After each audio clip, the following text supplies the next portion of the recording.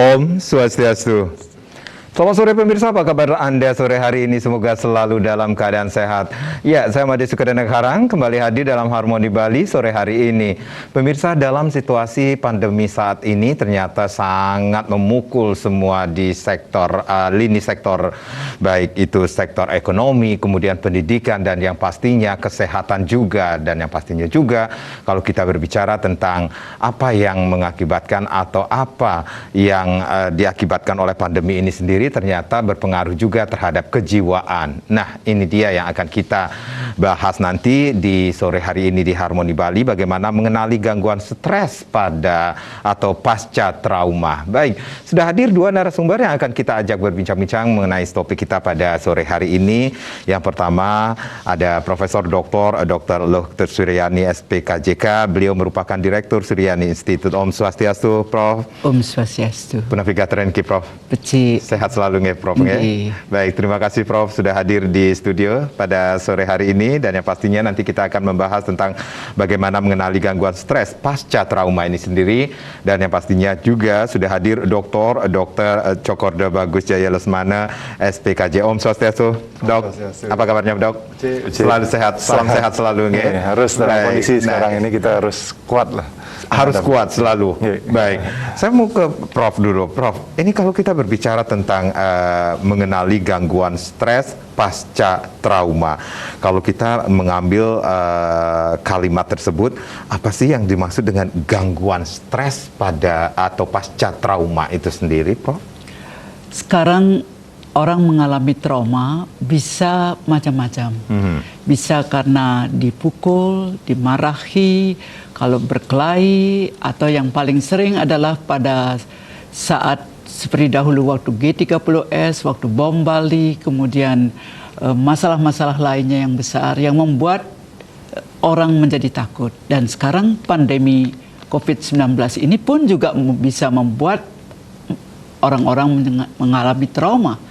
Apalagi kalau siaran TV selalu mengumandangkan harus pakai 3M, kemudian ada orang yang mengalami ketakutan, kemudian pingsan, kemudian ada yang mengalami tidak bisa tidur, dan trauma-trauma lainnya yang dimunculkan di koran maupun di TV. Itu pun akan membuat orang yang tadinya biasa-biasa dan sering merasa cemas akan mulai masuk ke dalam masalah ini. Baik, baik. Apakah trauma itu sama dengan fobia, Prof? Fobia adalah akibat dari trauma. Trauma itu suatu keadaan yang membuat mereka merasa takut, ngeri, dan tidak bisa membayangkan apa sebenarnya yang terjadi. Dan kalau ini masuk dalam pemikiran dan dalam kebiasaannya dan dalam kesehariannya, lama-lama trauma ini akan menimbulkan gangguan jiwa. Bisa fobia, bisa kemudian menjadi tidak berani gelap atau tidak berani melihat orang. Yang paling ngeri kan menjadi gangguan jiwa berat, apakah skizofrenia, apa paranoid, dan yang lain-lain. Intinya seseorang akan menjadi takut, seperti itukah, Prof? Takut, cemas, bingung, tidak tahu apa yang dia harus dilakukan. Ini adalah gejala dari trauma tersebut. Baik, baik. Yang pastinya kalau melihat secara kasat mata, bisakah kita melihat gejala-gejala stres atau apa yang mengakibatkan fobia tersebut atau trauma tersebut, Prof? Apa yang mengakibatkan tergantung dari dasar kepribadian orang itu. Jadi kalau dasar kepribadiannya kuat, walaupun ada musibah, masalah, dan sebagainya membuat dia takut, tetapi cepat dia akan mengatasi masalah ini adalah masalah yang perlu ditangani. Tetapi kalau dasar kepribadiannya memang dia mengalami cemas, takut, baik di dalam kandungan maupun dalam kesehariannya, dia dimarahi oleh ibunya, dipukul oleh temannya, diperkosa, dan lain-lainnya. Itu trauma-trauma itu akan membuat setiap ada masalah yang sedikit saja membuat dia ketakutan, akan membuat dia menjadi lebih besar mengalami trauma ini, dan akhirnya terakhir tentu gangguan jiwa yang akan terjadi. Baik, gangguan jiwa itu yang ditakutkan atau dampaknya dari trauma ini. Trauma tersebut. Baik, Profesor, Dokter, kita rehat sejenak, nanti kita akan lanjutkan lagi bagaimana mengenali gangguan stres pasca trauma. Pemirsa, nanti kami juga akan mengajak Anda bergabung bersama kami di 0361-894-8400 dan juga di 0361-894-8401, tapi tentunya setelah yang berikut ini.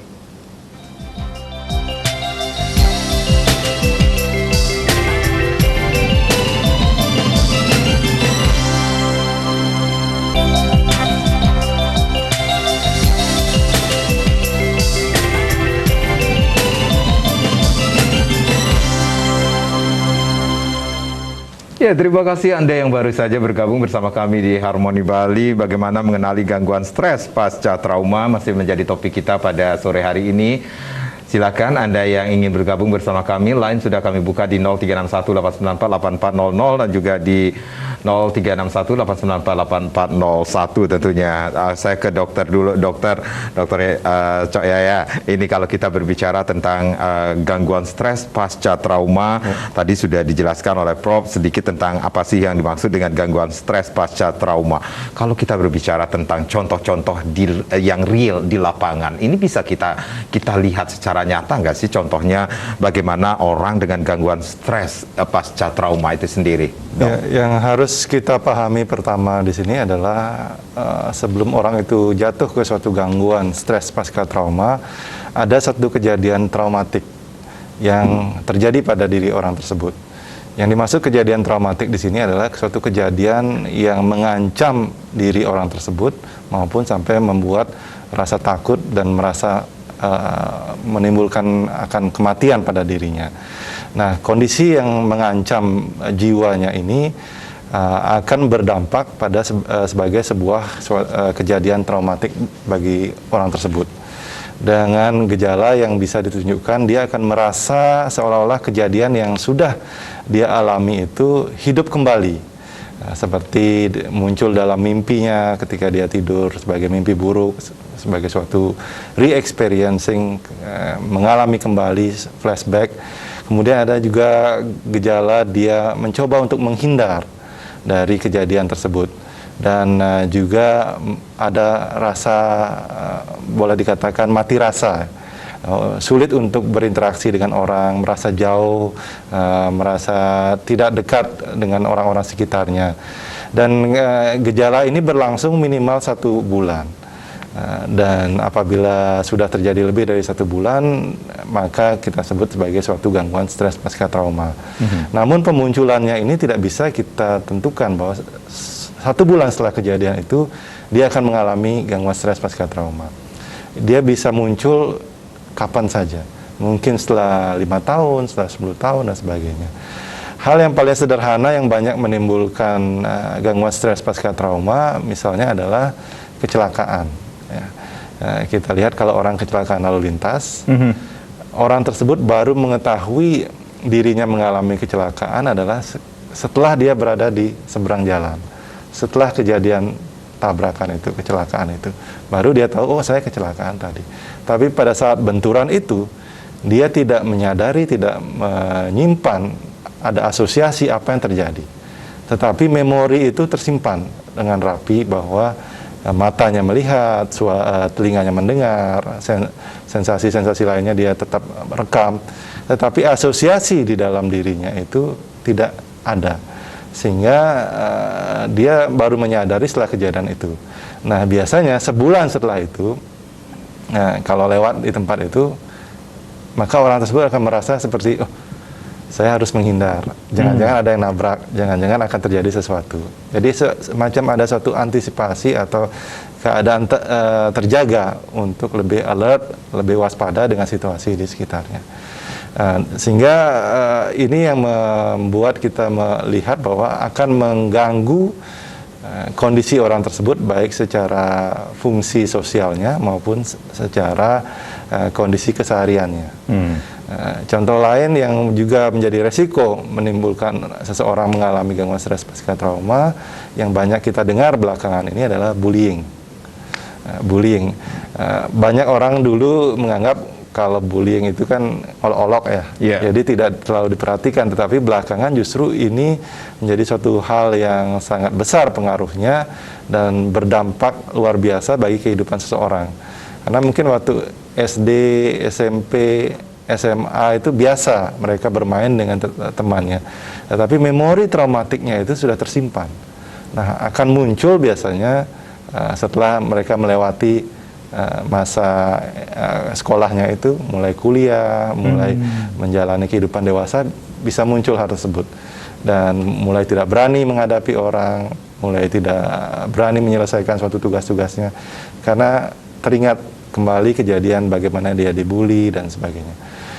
Contoh lain selain dibullying adalah mereka mengalami pemerkosaan, kemudian juga korban peperangan, kemudian juga ada trauma-trauma yang seperti tadi Prof. Suryani sudah sampaikan, misalnya kejadian politik tahun 65 yang membuat orang Bali harus memilih apakah saya membunuh atau membiarkan diri saya dibunuh.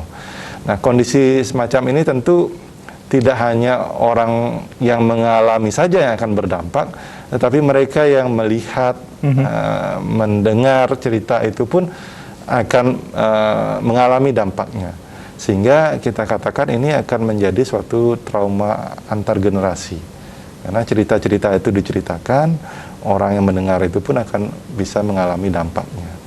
Dan apabila ini tidak mendapatkan penanganan yang baik, tentu tidak hanya akan berdampak pada diri orang itu saja, tetapi bagi keluarganya, bagi masyarakatnya, dan bagi suatu bangsa. Dan tadi juga Karang singgung tentang pandemi. Pandemi ini justru sekarang memicu meningkatnya angka kejadian gangguan stres pasca trauma, yang dikatakan sudah bisa mencapai 56% meningkat.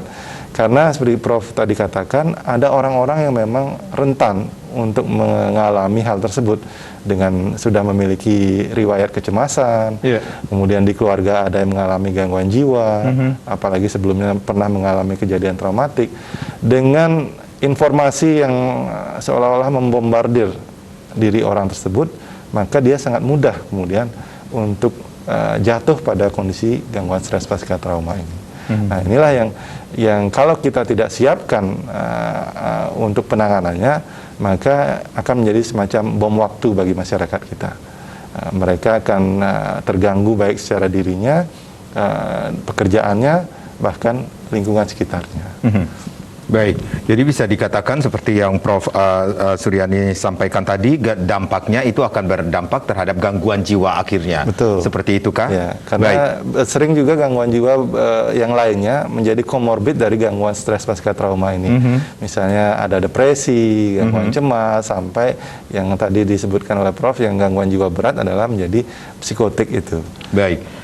Dokter, ini apakah penyebab dari trauma tersebut? Apakah hanya kejadian traumatik yang dialami seseorang, ataukah mungkin bisa kita kalau kita berbicara tentang gangguan jiwa itu sendiri yang sering dikatakan identik dengan genetik yang turun dari keluarga tersebut?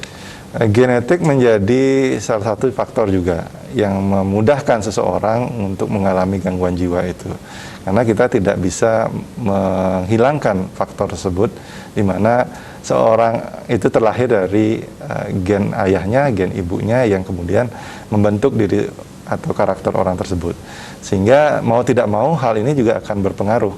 Apakah ibu yang mengandung anak tersebut atau membesarkan itu memiliki tendensi atau trait, ciri sebagai orang yang pencemas, pemarah, maka anak-anak yang dilahirkan pun akan memiliki kecenderungan yang lebih mudah untuk mengalami gangguan jiwa dibandingkan yang tidak memiliki kecenderungan seperti yang dialami oleh ibu tadi.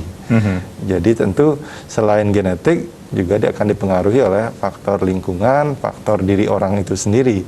Nah, kalau karakter orang itu sendiri ataupun kekuatan dari orang tersebut mampu untuk beradaptasi dengan lingkungannya, maka dia tidak akan mengalami gangguan tersebut.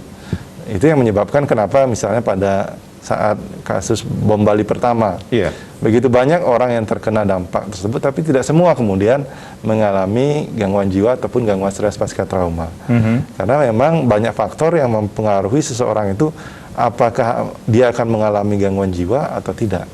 Baik. Jadi selain dirinya, ada lingkungan dan juga tentu tadi faktor genetik berpengaruh juga. Tapi saya lebih melihat bahwa orang itu akan mengalami trauma dan kemudian gangguan jiwa sangat besar dipengaruhi bagaimana dia dibentuk, dilahirkan, dan kemudian dididik sampai 10 tahun pertama. Banyak orang tidak memikirkan hal ini. Punya anak, sekedar punya anak, melahirkan, selesai. Padahal di sanalah sebenarnya kita menanamkan karakter pada anak. Karena itu di Bali diajarkan, kalau mau membuat anak, bertapalah dahulu. Jangan sekedar nafsu. Jadi harus mempersiapkan diri. Karena pada saat itu, pada terjadi pertemuan sperma, ovum, dan Tuhan, maka pada saat itulah sudah terjadi roh yang mempunyai modal besar untuk menjadikan dia siapa. Kekuatannya ada di sana. Dan kemudian setelah itu, setelah dia ada di dalam kandungan ibunya, maka apa yang terjadi di luar, dari ibunya yang mudah maraka, atau ibunya yang ketakutan, atau bapaknya berkelahi dengan ibunya, semua ini masuk terekam di dalam memori anak di alam bawah sadarnya. Dan kemudian setelah itu juga waktu akan dilahirkan, ibunya bisa tenang, apakah dia dengan kekuatan tertentu membantu keluarnya bayi, ataukah dia ketakutan. Dan suasana di luar, apakah ada yang membantu ibunya biar tenang atau tidak. Bidan-bidan yang membantu, dokter dan lainnya, itu semua akan masuk di dalam memori anak. Dan setelah itu jangan lupa sampai 10 tahun pertama memori ini kuat. Apakah ibu itu menyayanginya kah? Apakah ada yang membuli seperti tadi? Yang paling banyak adalah bullying itu. Di mana diejek, kemudian dipermainkan, dan kadang-kadang dia dibiarkan sendirian, itu pun juga trauma. Jadi gangguan jiwa jangan selalu berpikir karena faktor genetik, tetapi menurut saya yang paling besar menentukan adalah 10 tahun pertama ini. Nah, karena itulah pemerintah harusnya membuat program.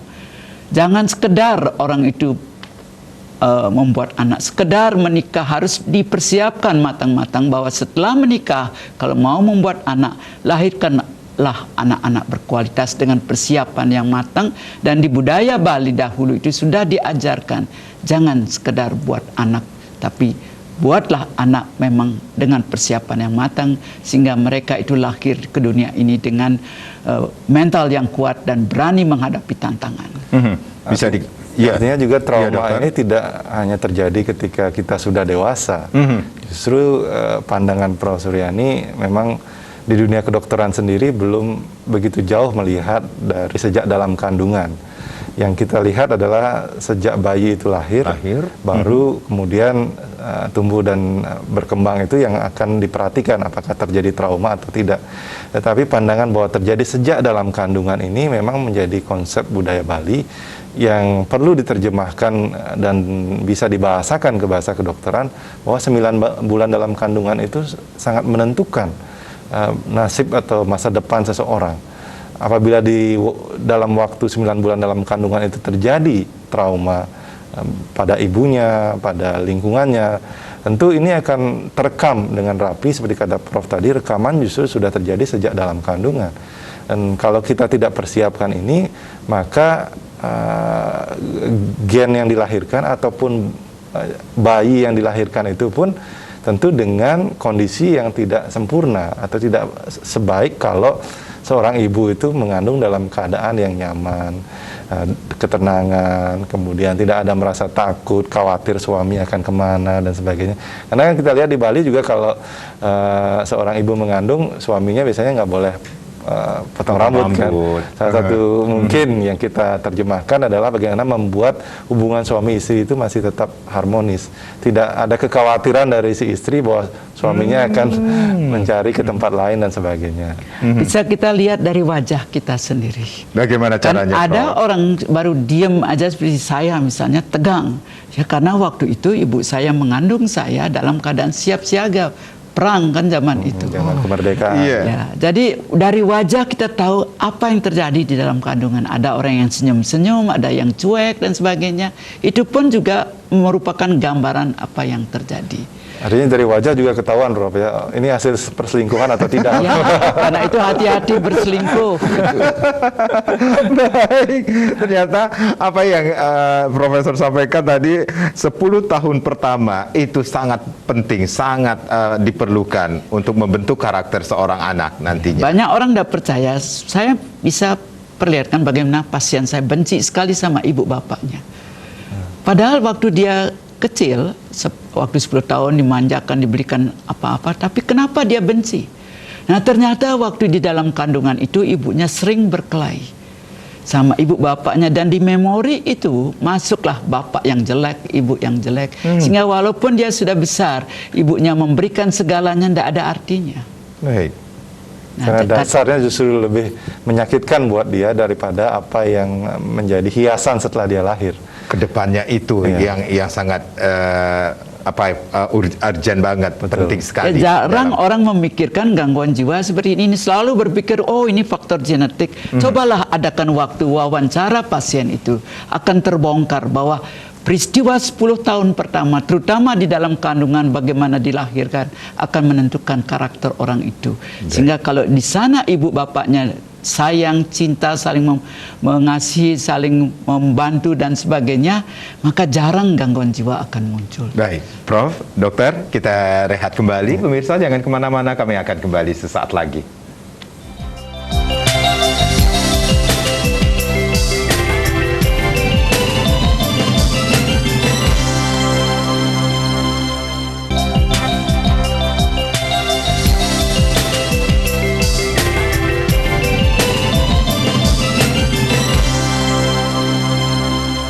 Ya, terima kasih Anda yang baru saja bergabung bersama kami. Bagaimana mengenali gangguan stres pasca trauma masih menjadi topik kita pada sore hari ini. Masih bersama Prof. Dr. Suryani. Beliau merupakan Direktur Suryani Institute, dan juga ada Dr. Cokorda Bagus Jaya Lesmana SPKJ. Silakan Anda yang ingin bergabung bersama kami atau bertanya lebih banyak lagi tentang topik kita pada sore hari ini, atau ada hubungannya dengan topik kita pada sore hari ini. Lain kembali kami buka di 0361 894 8400 dan juga di 0361-894-8401. Dok, kalau dokter tadi banyak sekali menyampaikan bahwa ada beberapa contoh juga seseorang yang mengalami trauma. Nah, ini apakah termasuk juga waktu break kita ngobrol sedikit ya tentang contohlah bom Bali yang 2002, walaupun saya saat itu Asbungkara tidak berada di lokasi, tetapi kita merasakan dampaknya bagaimana. Betul. Tetapi ketika sudah normal kembali, berjalan seperti biasa, tetapi ketika saya lewat ke sana bersama teman-teman kah, atau hanya mobiling, keliling lewat jalan itu, kenapa saya merasa ketertakutan melewati tempat tersebut? Ini apakah termasuk trauma juga kah? Iya, itu salah satu gejala dari gangguan stres pasca trauma adalah keinginan untuk menghindar dari tempat kejadian, dan juga ada kewaspadaan yang meningkat. Tiba-tiba berdebar, kemudian tiba-tiba merasa bahwa diri tidak nyaman, akan terjadi sesuatu. Karena seolah-olah kejadian yang dulu itu hidup kembali, mengalami kembali. Bahkan tidak perlu dipicu oleh kejadian yang sama. Hanya karena dengar suara gemuruh ataupun seperti tadi keramaian di sebelah kanan kiri, itu juga memicu munculnya memori yang kita simpan secara rapi, tetapi pemahamannya tidak ada, asosiasinya tidak ada, dan itu membuat reaksi pada tubuh kita. Entah dia berdebar, merasa keluar keringat dingin, ketakutan, dan sebagainya. Dan ini yang banyak terjadi dan dialami oleh masyarakat kita sekarang, terutama kalau kita lihat yang namanya trauma itu ada yang memang kejadian dibuat oleh manusia, dan juga ada yang kejadian diakibatkan oleh alam itu sendiri. Kan bencana alam memang menjadi bagian dari negara Indonesia, ataupun di Bali juga sering kita melihat banyak bencana yang belakangan dimunculkan. Nah, kalau dulu mungkin tidak seheboh sekarang orang memberitakan, karena media juga dan teknologi juga belum mencukupi untuk itu.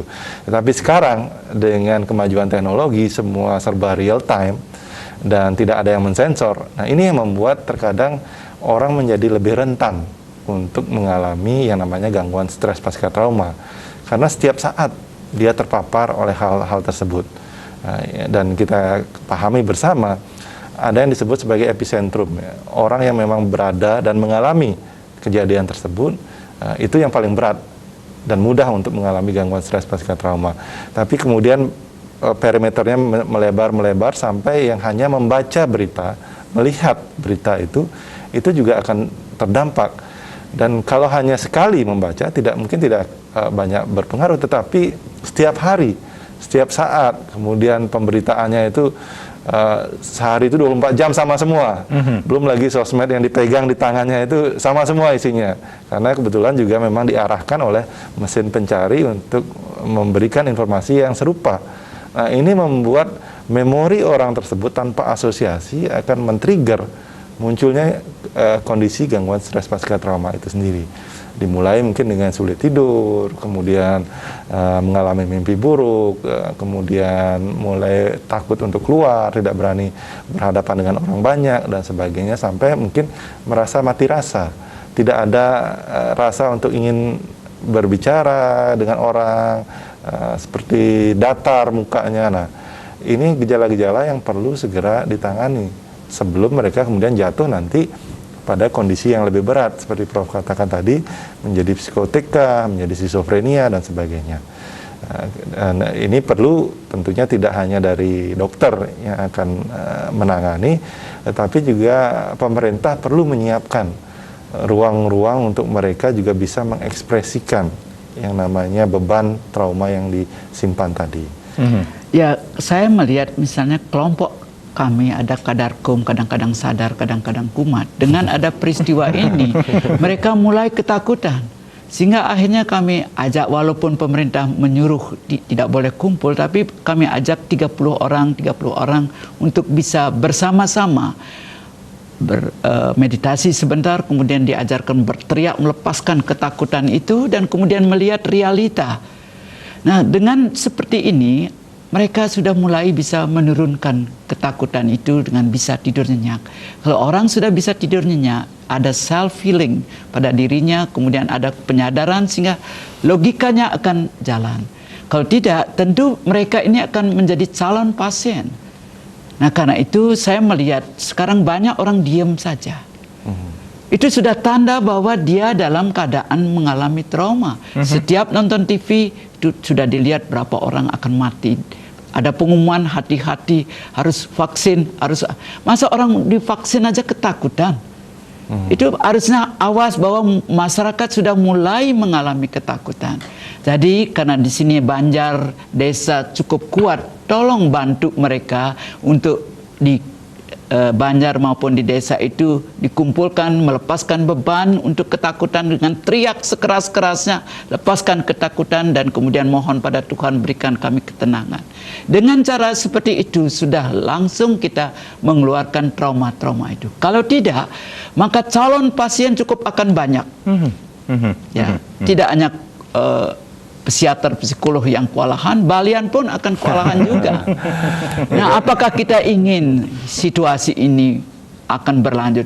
Tolong pemerintah yang sudah mempunyai koordinasi yang bagus, pikirkanlah, jangan cuma mengumumkan tidak boleh pakai harus jaga jarak, jaga ini, tetapi pikirkan mereka yang mengalami trauma, bagaimana mengeluarkannya. Baik. Yang paling gampang dengan teriak sekeras-kerasnya. Dan bermeditasi seperti itu, Prof? Cukup 10-15 menit.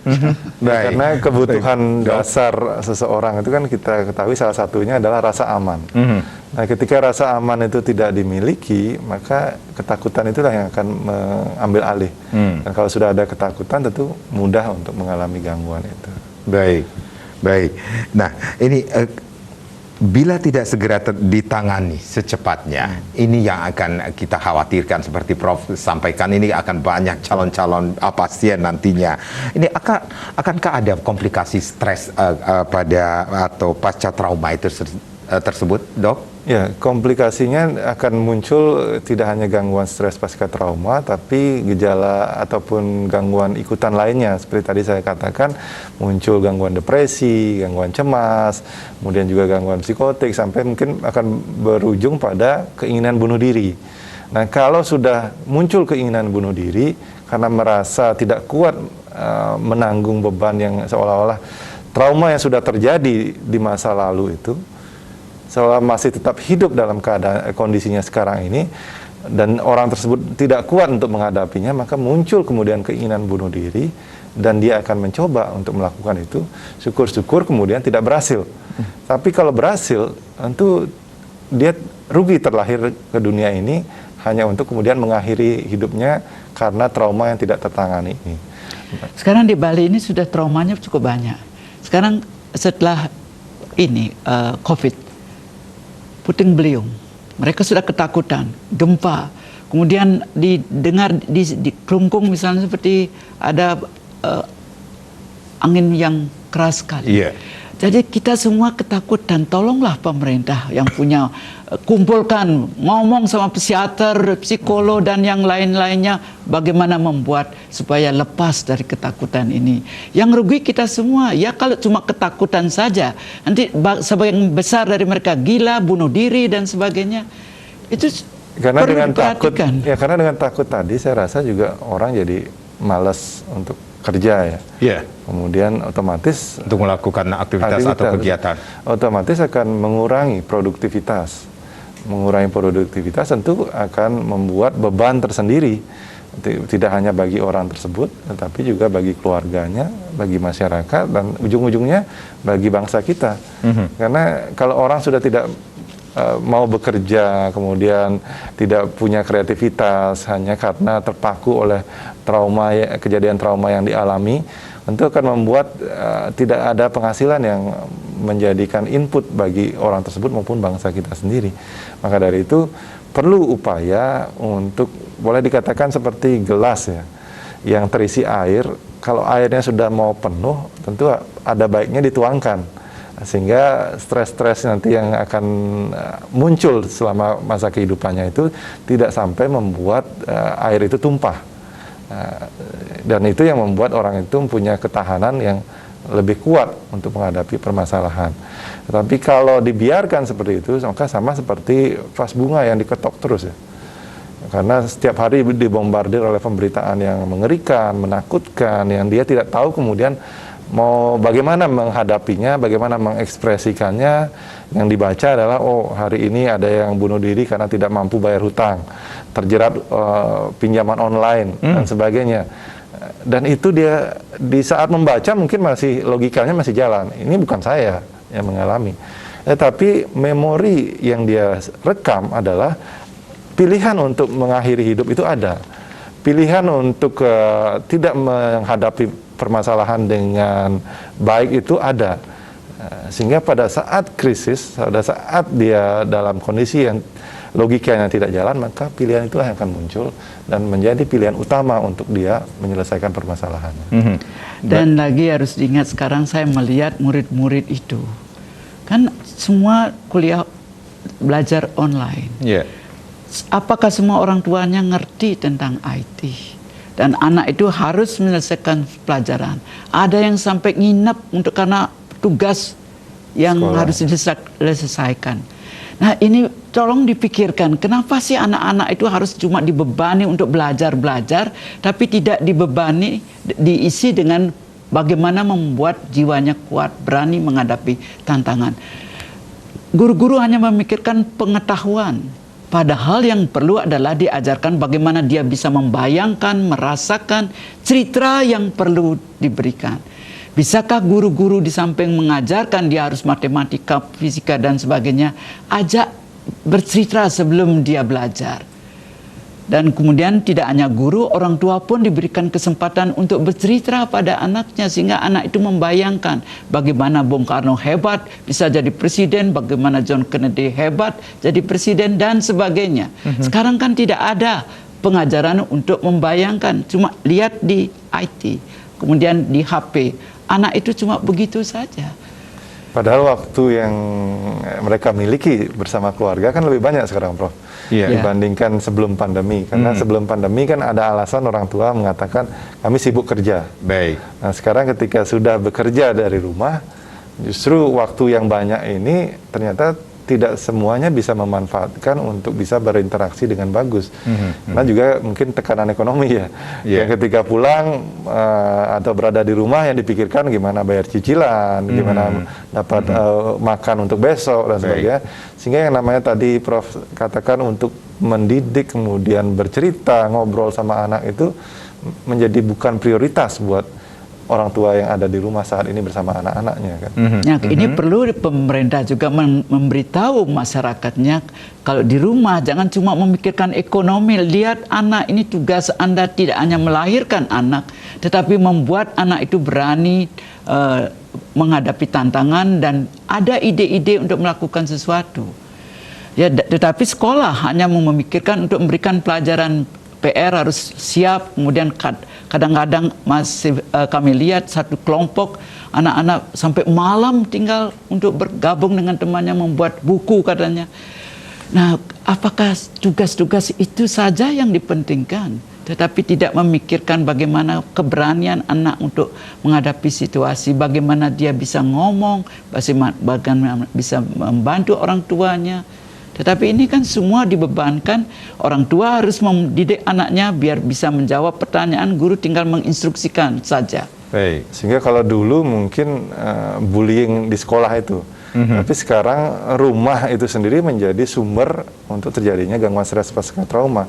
Karena akan terjadi semacam boleh dikatakan domestic violence, kekerasan dalam rumah tangga yang menjadi semakin meningkat angka kejadiannya karena kemungkinan untuk terjadi itu semakin terbuka lebar. Jadi hubungan yang tidak harmonis pun bisa terjadi di rumah saat pandemi ini sendiri. Dan kalau anak-anak dari sejak seperti tadi Prof katakan 10 tahun pertama sudah merekam dan melihat bahwa orang tuanya saling tidak menyayangi, kemudian yang namanya diskusi itu berakhir kepada pertengkaran, bahkan berujung pada kekerasan fisik, maka itulah yang akan membuat seorang anak menjadi lebih rentan di masa dewasanya mengalami gangguan stres pasca trauma. Baik, dokter, Prof, kita rehat kembali. Pemirsa jangan kemana-mana, mengenali gangguan stres pasca trauma masih menjadi topik kita di sesi berikutnya.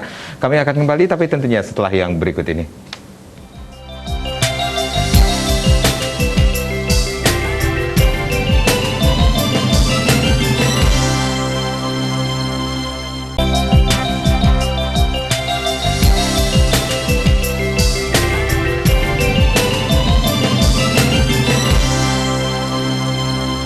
Ya, bagaimana mengenali gangguan stres pasca trauma masih menjadi topik kita di Harmoni Bali sore hari ini. Masih bersama Dr. Cokodre Bagus Jaya Lesmana dan Prof. Luh Ketut Suryani. Beliau merupakan Direktur Suryani Institute tentunya. Dan yang pastinya kami sekali lagi mengundang Anda untuk bergabung bersama kami di 0361894800 dan juga di 0361894841 tentunya. Dok, menyambung perbincangan kita tadi, apa yang akan terjadi sekali lagi bila tidak segera ditangani? Ya, kalau tetap kita tidak mau menangani hal ini, seperti tadi saya katakan, ini akan menjadi semacam bom waktu ya. Karena kemunculan dari gangguan stres pasca trauma ini tidak bisa kita katakan, oh sebulan ke depan dia akan menjadi gangguan stres pasca trauma. Belum tentu. Dia akan mungkin tersimpan rapi 5 tahun, 10 tahun, 20 tahun, baru kemudian muncul. Dan trauma itu saya rasa tidak akan terjadi sekali biasanya pada kehidupan seseorang. Mungkin waktu kecil dikerasi oleh orang tuanya, kemudian waktu SMP ketemu guru yang keras juga, SMA ketemu guru yang tidak nyaman, atau teman yang mencoba membuli dia, itu pun sudah boleh kita katakan ada 3 jenis trauma yang dia alami. Dan dalam kurun waktu mungkin tidak sekali 2 kali dalam kehidupan mereka. Nah, akumulasi inilah yang kemudian akan membuat pemunculannya tidak bisa kita prediksi kapan akan muncul.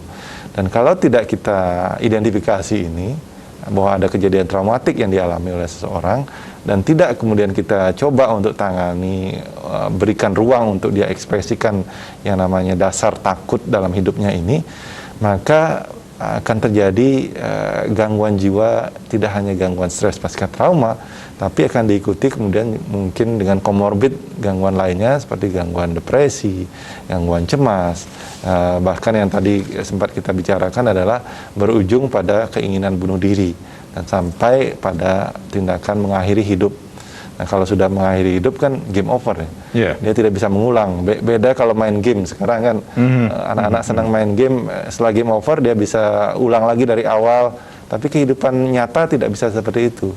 Apakah kita ingin generasi kita berakhir hanya karena kita tidak mengenali dan tidak mampu untuk mengidentifikasi ada kejadian-kejadian traumatik yang tersimpan pada diri orang itu, dan kita tidak punya kesempatan untuk menangani baik secara medis maupun secara psikologisnya. Jadi dukungan keluarga juga sangat berpengaruh terhadap Ya, lingkungan sekitar saya rasa yang paling dekat tentu keluarga. Keluarga. Ya, karena keluarga yang menjadi, boleh dikatakan kalau di Bali kan lini terdepan. Ya. Artinya yang paling dekat dengan orang tersebut. Tapi tidak juga menutup kemungkinan justru di keluarga sendiri menjadi sumber dari kejadian traumatik itu sendiri.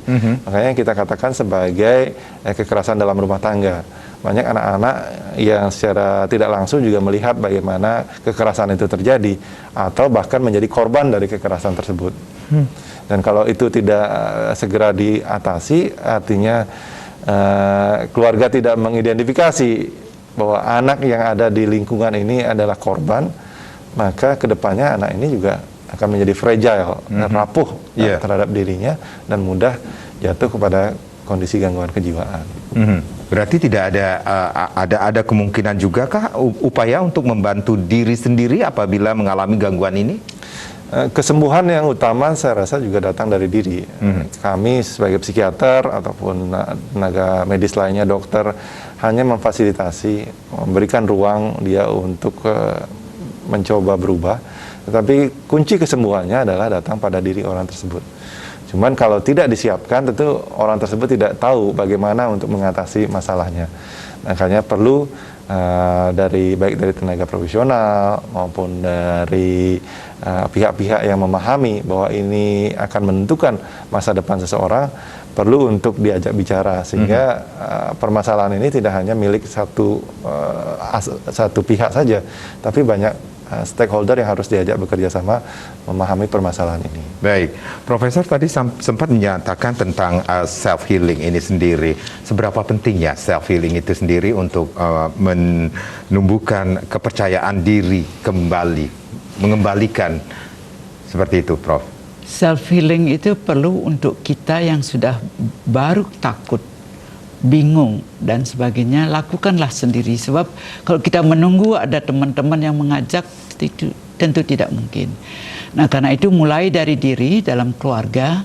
Kalau misalnya di rumah merasa tidak nyaman, cobalah ngobrol. Kalau suami istri, ngobrol dengan suaminya atau dengan istrinya, dengan anak, dengan ngobrol, bercanda, buat cari hal yang bisa membuat tertawa dan sebagainya, itu pun juga akan membuat kita menjadi merasa tenang. Tetapi kalau semua merasa dalam keadaan tegang, cemas, tidak bisa memahami apa yang harus terjadi, cobalah duduk dahulu sendirikah, atau di kamar mandikah, atau di mana saja. Rasakan ketakutan itu dan keluarkan ketakutan itu dengan teriak sekeras-kerasnya. Dan setelah itu tenangkan diri. Mohon pada Tuhan berikan saya kekuatan apa yang harus saya lakukan. Dan ini perlu untuk kita bisa membenahi diri. Itu yang pertama kalau sendiri. Tapi kalau dengan anak-anak, mari ajak anak-anak itu untuk duduk, kemudian lepaskan beban, teriak, mari kita nyanyi. Nyanyi anak-anak kan di sini senang, di sana senang sambil tertawa, itu pun juga melepaskan beban. Dan ajak bercerita, dengan bercerita bagaimana Mahabharata, bagaimana Sri Krishna dan sebagainya, tokoh-tokoh itu coba munculkan sehingga anak itu mencoba membayangkan hidup itu penuh tantangan, tetapi bukan berarti kita menyerah. Apa yang tidak mungkin bisa menjadi mungkin kalau Tuhan mengendakannya. Nah, karena itu kalau tidak bisa di rumah, teman-teman yang punya kelompok, kumpullah beberapa orang, 5, 10, 20 orang. Ada tempat kok banyak yang bisa kita ajak untuk berteriak, untuk ngobrol, untuk tertawa, joget, dan sebagainya. Untuk lepas, setelah itu mulai merenung apa yang harus saya lakukan. Jadi pelepasan dahulu, setelah itu mulai logika pasti akan jalan apa yang harus dilakukan. Dan kalau sudah tidak mampu, konsultasilah. Banyak kok tempat kita bisa telepon, kalau dekat dengan dokternya, telepon dokter atau grup-grup tertentu, tentu bisa. Tetapi saya berharap pemerintah pun juga harusnya turun, ikut campur tangan dalam situasi ini karena semua penduduk dalam keadaan tegang, takut, cemas. Supaya jangan bunuh diri cukup banyak, dan sekarang gangguan jiwa gila itu sudah mulai muncul, cemas sudah mulai muncul. Apakah dibiarkan mereka? Bukalah di mana tempat yang bisa mereka teriak. Karena semua ditutup, kemanapun kita ditutup. Boleh ditutup, tetapi lihat juga situasi keadaan di mana kita bisa melakukan untuk bisa melepaskan beban. Ya, fokus selama ini kan selama hampir setahun adalah membuat secara fisik itu bisa bertahan, tapi juga ekonomi lebih banyak ditekankan. Bagaimana bisa ekonomi kita bangkit, pariwisata kembali dan sebagainya, dan mencoba mengabaikan bahwa ada permasalahan psikologis yang sudah terekam hampir setahun ini oleh masyarakat kita, yang tentu tidak mudah kemudian untuk mereka ketika seandainya pun sudah dibuka untuk bisa berinteraksi lewat pariwisata, tapi rekaman setahun kengerian ini cukup menjadikan semacam boleh dikatakan faktor pencetus nantinya, apakah orang ini akan tough atau kuat untuk menghadapi permasalahan ke depannya atau tidak. Karena kalau dibiarkan, lumayan kan ini setahun dia dalam kehidupannya ada perasaan takut, khawatir, bagaimana bisa besok makan, anak saya bisa sekolah, semua pakai online, pakai beli komputer dan sebagainya. Nah, hal-hal semacam ini seperti Prof katakan tadi memang perlu ada ruang untuk mereka melepaskan beban-beban ini. Jangan hanya diminta untuk mengikuti anjuran protokol dan sebagainya, tetapi protokol yang lebih ditekankan protokol untuk kesehatan fisik saja.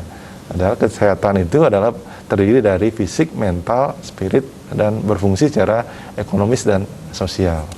Kalau bisa digerakkan Banjar, itu kan tempat luas. Ya, kemudian di lapangan atau di mana yang punya tegalan atau di hotel-hotel yang kosong dipinjam dulu untuk beberapa orang di sana berkumpul untuk teriak. Lakukanlah itu, jangan cuma memikirkan ekonomi saja, uang, tapi tidak memikirkan manusianya yang dalam keadaan ketakutan. Dan biar mereka bisa menyanyi, menari, biar tertawa, lepas dari beban ketakutan akan cengkeram oleh COVID-19 ini. Baik, dokter, kalau kita berbicara tentang stres, gangguan stres pasca trauma ini sendiri, apakah bisa dapat disembuhkan?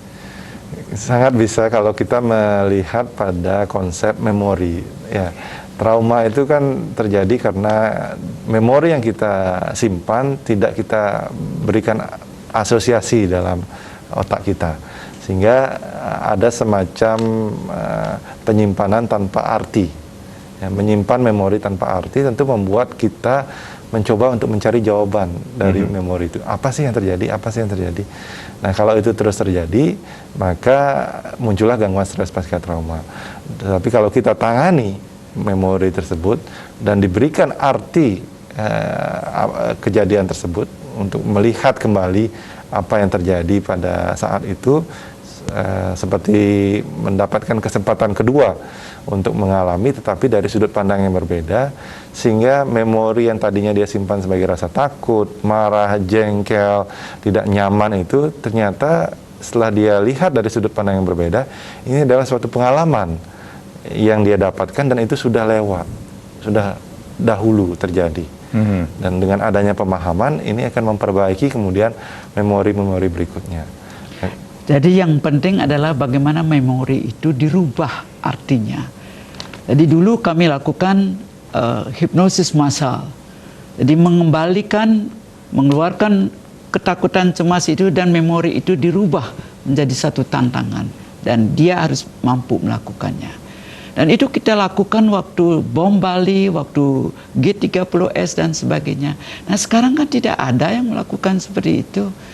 Cuma berpikir bagaimana biar ekonomi, tanpa memikirkan masyarakat ini sudah jenuh, sudah mengalami trauma yang cukup besar. Ataupun juga penanganannya lebih difokuskan pada pemberian obat. Baik. Karena obat sampai sekarang ini hanya mampu untuk menekan gejala saja. Menekan gejala agar tidak dia merasa takut, menekan gejala agar tidak muncul mimpi buruknya, tidak merasa sedih, tidak menghindar dari kejadian. Tetapi memori tadi, untuk sampai saat ini obat belum mampu untuk memperbaiki memori tersebut. Sehingga seperti kata Prof tadi, perlu ada upaya untuk bisa mereframe, membingkai kembali memori traumatik itu sebagai suatu kejadian yang positif artinya buat diri orang tersebut.